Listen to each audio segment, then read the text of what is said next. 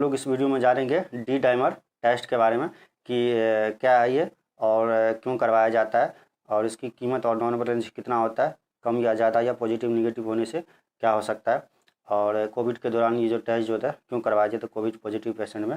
ठीक है, D dimer test जो होता है कि सिंपल सा ब्लड टेस्ट होता है और ये इसलिए करवाया जाता है ये देखने के लिए कि हमारे बॉडी में किसी प्रकार का सीरियस ब्लड क्लॉट जो है तो नहीं हो रहा है, यानी अपने आप हमारे बॉडी के अंदर किसी प्रकार का ब्लड क्लॉटिंग तो नहीं हो रहा है। तो इसको पता लगाने के लिए डी डाइमर टेस्ट किया जाता है। स्पेशल एक प्रकार का टेस्ट होता है जो स्पेशल किया जाता है ये।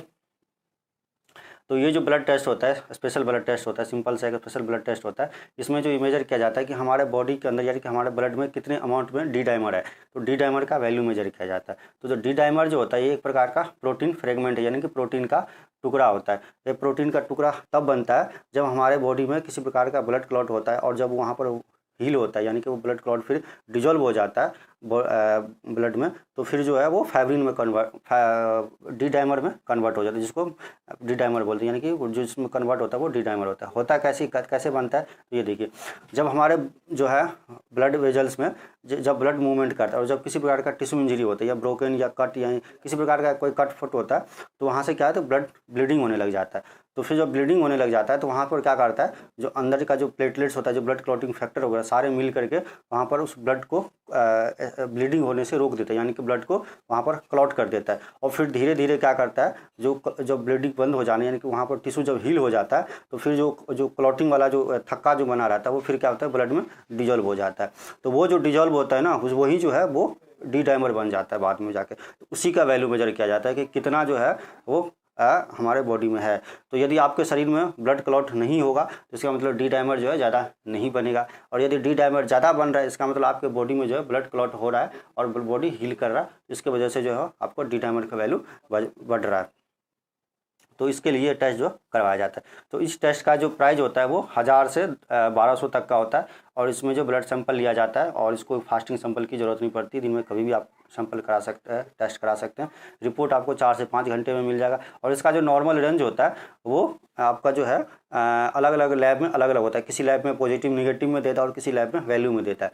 तो अगर आपका वैल्यू 0.50 mg/लीटर से कम है तो फिर आपका जो है वो नेगेटिव माना जाएगा, और इससे ऊपर है तो फिर पॉजिटिव, यानी कि आपके अंदर जो है ब्लड क्लॉट हो रखा है। अगर इससे ज़्यादा है तो किसी किसी वैल्यू में ये 500 नैनोग्राम जो होता है ml होता है। तो यूनिट्स वाइज चेंज हो सकता है लेकिन जो होता है। और FeU का मतलब होता है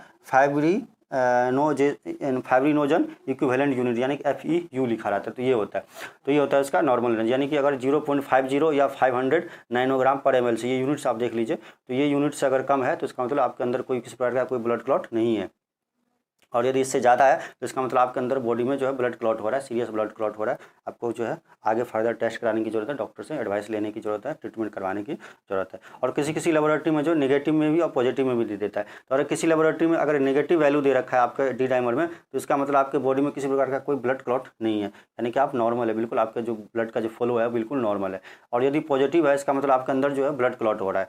अगर ब्लड क्लॉट होता है हमारे बॉडी के अंदर तो 3-4 प्रकार के ब्लड क्लॉट, 3-4 तरह के ब्लड क्लॉट होते हैं, यानी कि 3-4 के रीजन होता है ब्लड क्लॉट होने का।